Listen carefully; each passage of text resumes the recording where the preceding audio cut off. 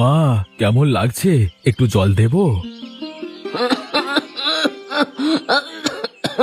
না, থাক, কাজে দেরি হয়ে যাবে বাবা তোর।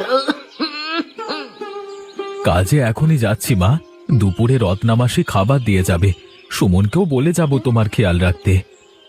সাবধানে থাকিস বাবা, সময়টা ভালো যাচ্ছে না।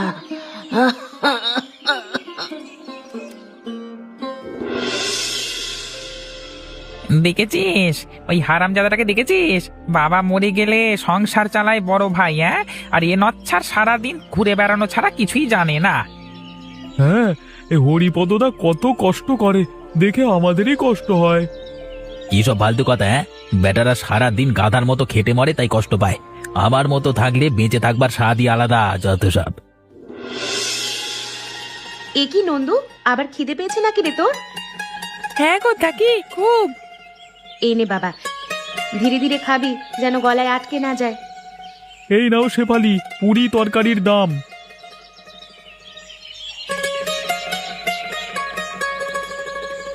শেফালি কাকি, তুমি কেন আমার কাছ থেকে টাকা নাও না? সবাই তো টাকা দেয় তোমাকে। অত ভাবিস না বাছা, তুই খা। তোর মুখ দেখলে আমার মনে হয় আমার নিজের ছেলে যদি থাকতো, সেও এমন তোর মতোই হতো। একটু দাঁড়াও তো শেফালিদি, একটা কথা আছে। কি কথা? তাড়াতাড়ি বলো, সন্ধে হয়ে গেছে, দোকান বন্ধ করতে হবে আমায়। কথাটা খুব সরল। তুমি নন্দু ছেলেটাকে বিনা পয়সায় খাওয়াও, এতে তোমার দোকানের ক্ষতি হচ্ছে সেটা জানো? সেটা তো তোমার কাছ থেকে জানতে যাব না আমি। আমার দোকান, আমি যাকে খুশি তাকে দেব, তাতে তোমার কি? গ্রামের সবাই জানে। যদি কেউ বলে শেফালির দোকানে গেলে না হয় ওই নন্দুর মতো বাচ্চা বেকার ছেলেরা একটু বাসন ঘষা মাজা করে দিলি কিনা ওই বিনা পয়সায় খেতে পায়, তাহলে তো আর কেউ টাকা দেবে কেন? তুমি নিজে নিজেই লোকসান করছো। সবাই দেখবে এসে, তখন তোমার কাছে বিনা পয়সায় খেতে চাইবে। হ্যাঁ, সেটাই তো তোমার মাথা ব্যথা হওয়ার কোনো কারণ নেই। ওই বাচ্চাটার বাপ মা নেই, দাদু দাদির কাছে মানুষ। আমি একবেলা খাইয়ে দিলে সমাজের এমন কোন ক্ষতি হয় শুনি? তুমি এত বড় সমাজ দরদি যখন, নিজের সংসারটার দিকে তাকাও না কেন? দেখ শেফালি, ভালো করে বলছি, এ অভ্যেস ছাড়, নইলে আমি এমন ভাবে পাড়া মাথায় করে তুলবো যে তোর এই দোকানটা এখানে চালানো মুশকিল হয়ে যাবে। তখন তুলে দিলে কি ভালো হবে? অনেক হুমকি দিয়েছো, এখন যাও। আমি কি করব না করব সেটা তোমার থেকে শিখবো না। মনে রাখবি শেফালি, দেখে নেব।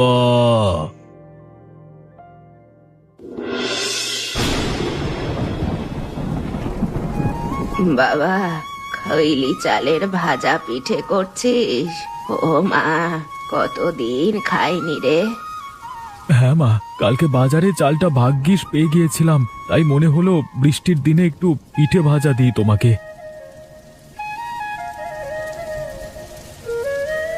কিসের গন্ধ রে দাদা? পিঠে করছিস নাকি? একটা দে তো। মা, এই নাও, তুমি তো পছন্দ করো, নাও নাও, গরম গরম খাও।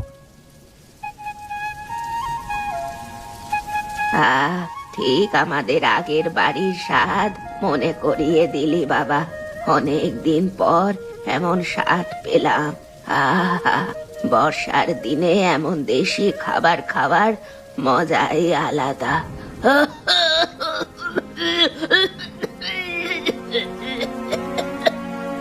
মা, মা, কি হলো তোমার? কি হলো? বৃষ্টি বাদলার দিনে আবার কি হলো? এই জন্য বলি বুড়ি বয়সে পিঠে খাওয়ার লোভ করো না। ধ্যাৎ। দাঁড়া দাঁড়া, আগে কি মাকে একটু ধর, এখন এসব বলবার সময় নয়।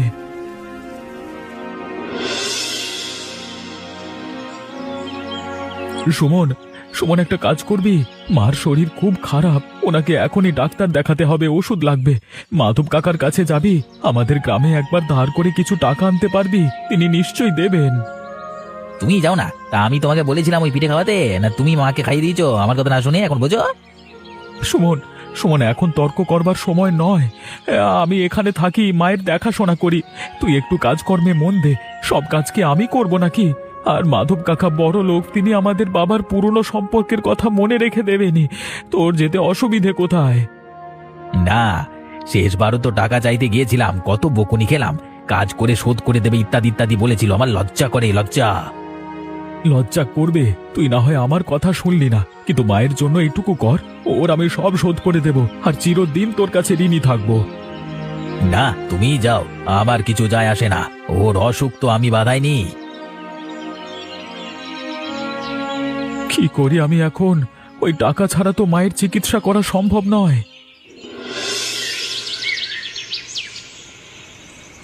ও হরি, মা, আমি তো তোমার কাছে আছি মা।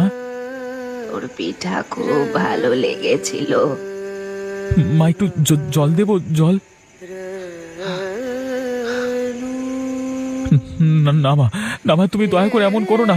মা, মা, আমাকে একা রেখে চলে গেলে মা, আমি এখন কি করব? এটা কি হলো তোমার?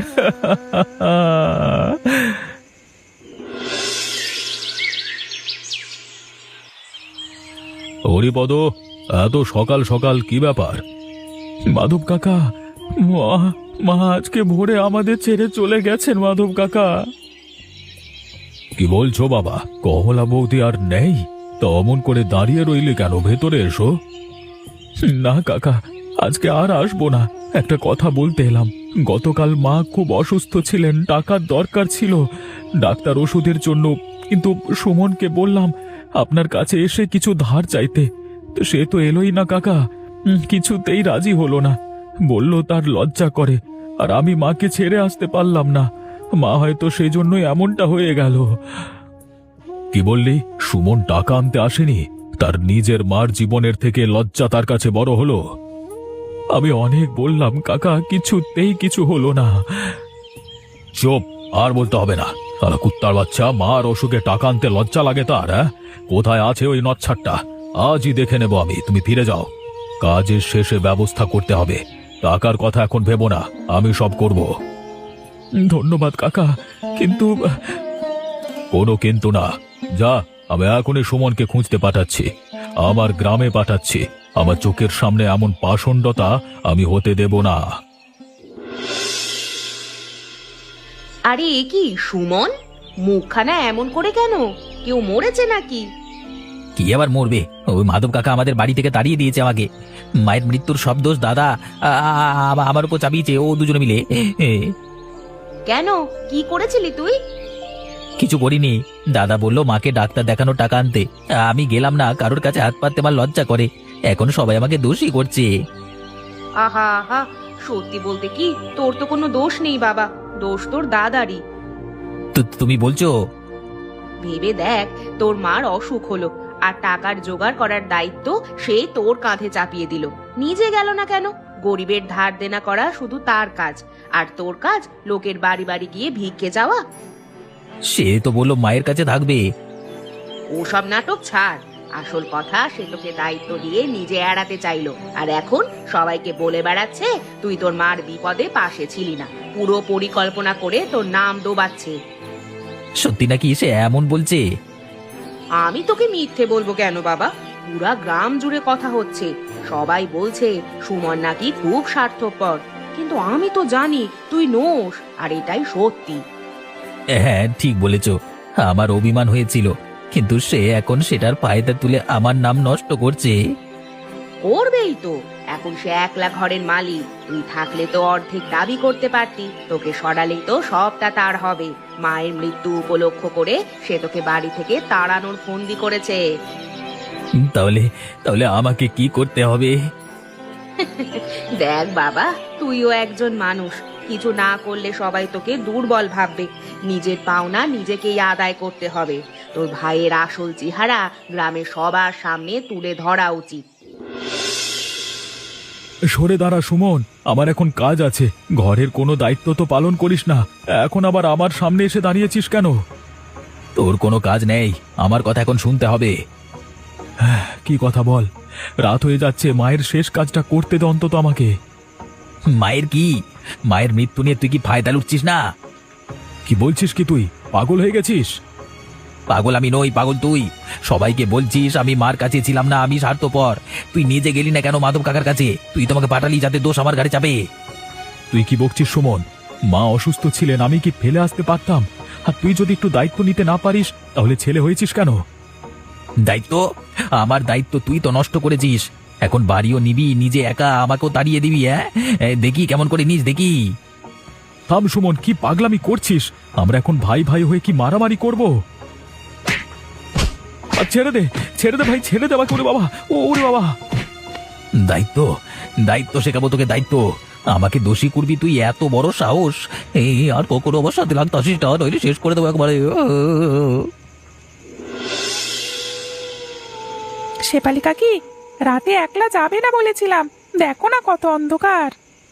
কিচ্ছু হবে না বাবা, রত্নার বাড়ি থেকে ওষুধটা নিয়ে আসতেই হবে, দেরি হয়ে যাবে না হলে।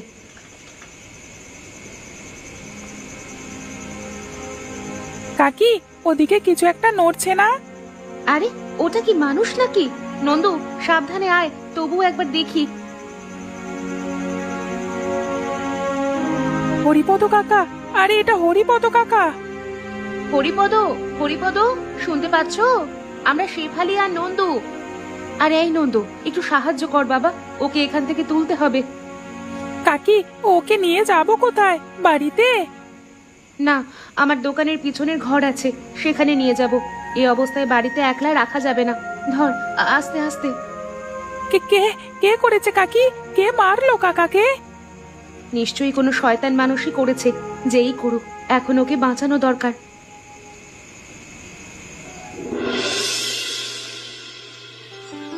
নন্দু ঠিক আছে তো? হ্যাঁ কাকি, আমি ঠিক করব, তুমি দেখে যাও না। কি চাই? খরিদ্দারি করছি, দেখতে পাচ্ছ না?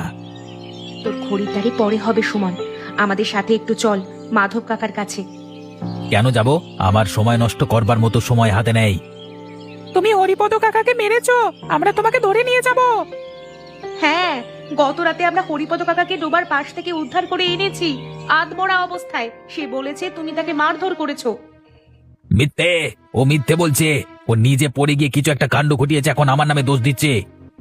তুই ভালো করেই জানিস যে তোর মতো হরিপদ কাকা মিথ্যা কথা বলে না, আর তার শরীরে মারের চিহ্ন আছে স্পষ্ট।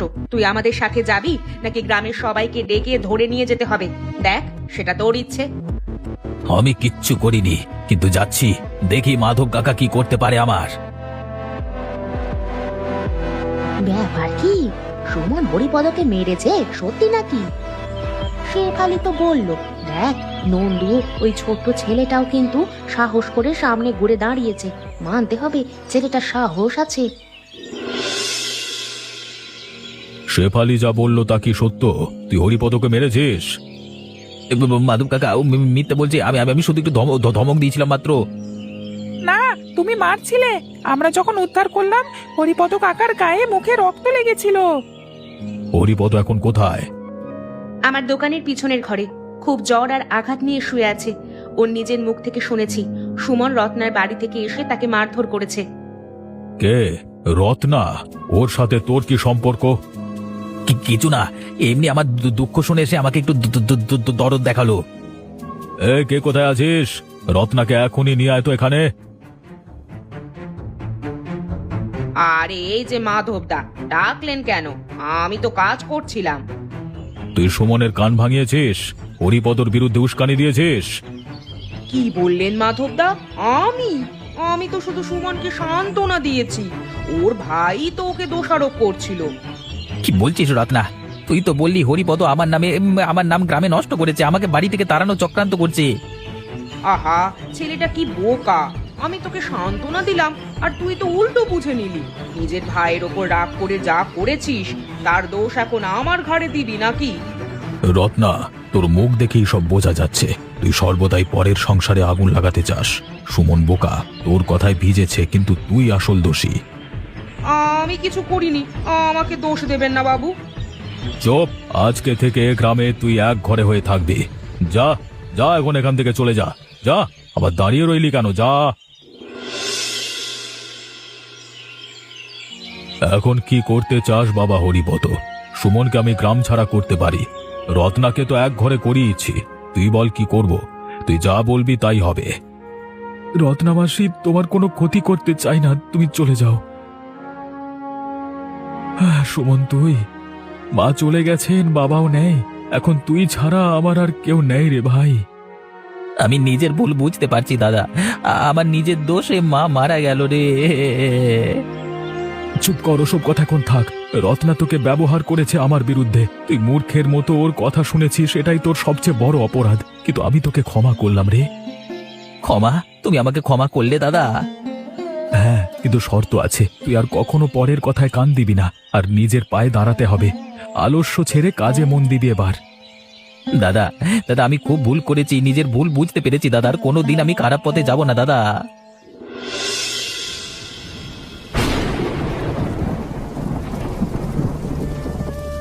অনেক কাজ করেছো, এবার একটু বিরতি নাও।